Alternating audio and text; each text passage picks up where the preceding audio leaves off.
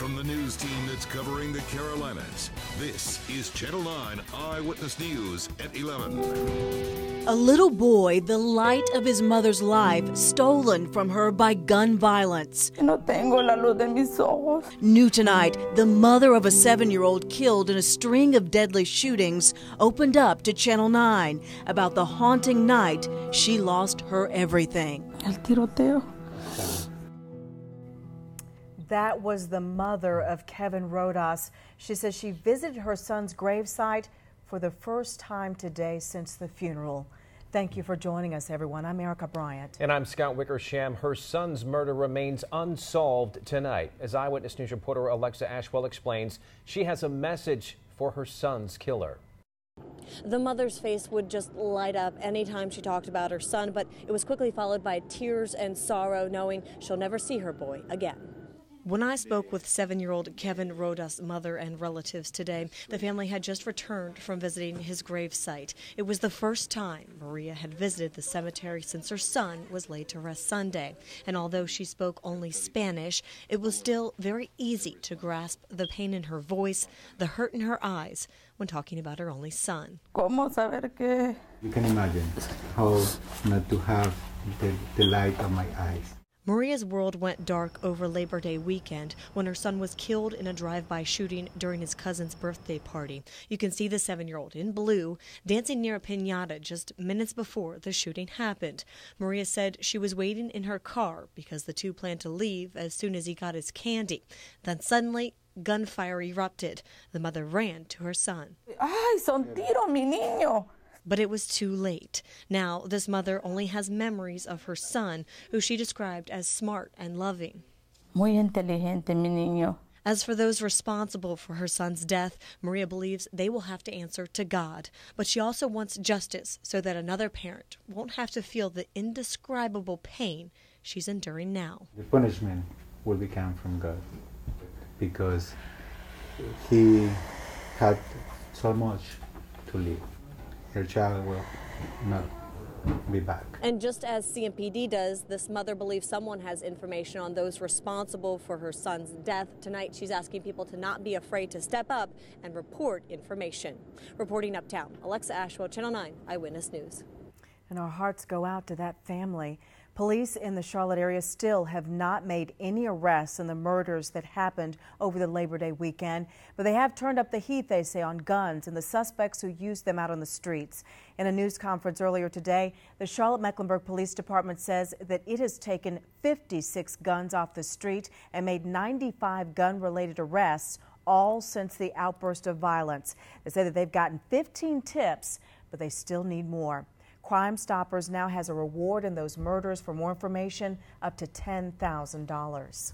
Well, tonight, Channel 9 learned who could face off this November to become Charlotte's next mayor. And in just the past 20 minutes, it became clear that we will likely have a runoff among the Democrats. Jennifer Roberts is the top vote getter right now among the Democrats with 36% of the vote, with 100% of precincts reporting, but she actually needed 40% to win this outright. So now this is expected to go into a runoff between her and Dan Clodfelter, who walked away with 26% of the vote tonight. Now to the Republican side, with 66% of the vote, Edwin Peacock defeats Scott Stone. Peacock will be the GOP candidate in the ballot this November.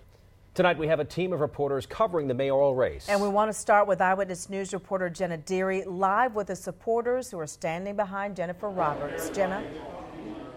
Well, the room has cleared out now, but it was packed about an hour ago as Jennifer Roberts got in front of supporters, thanking them for their work to get her to this point, but knowing that the fight is not over for her to grab her party's nomination. She is anticipating battling the current mayor for that.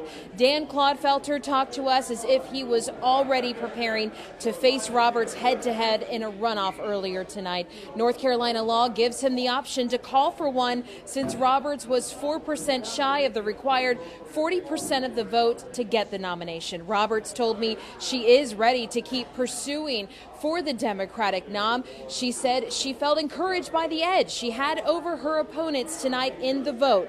I asked both of them how they plan to take on each other. Here's how they responded. I haven't really heard any new themes. I haven't really heard any new sort of strategies or new approaches. So we're going to stick with the ideas we've got and the plans we've got and work forward from there. I think we continue to do what we've been doing. That's we continue to work hard. We continue to build on the volunteer base that we have and to get our message out to as many Charlotte families as we can.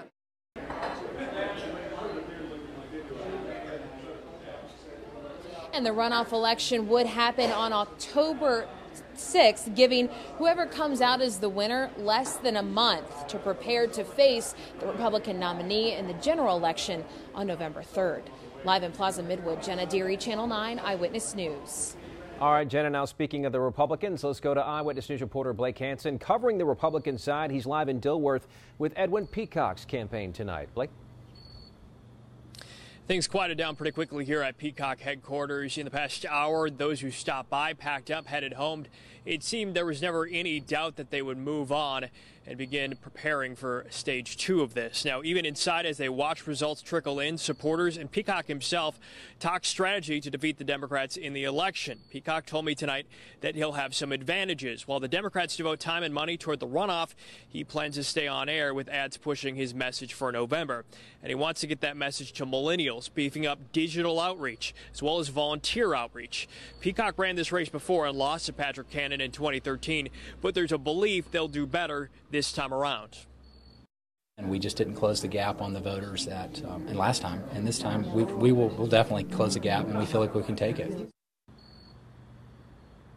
Peacock's opponent Scott Stone sent a congratulatory note tonight saying that he will stand by and support whoever defeats the Democrats.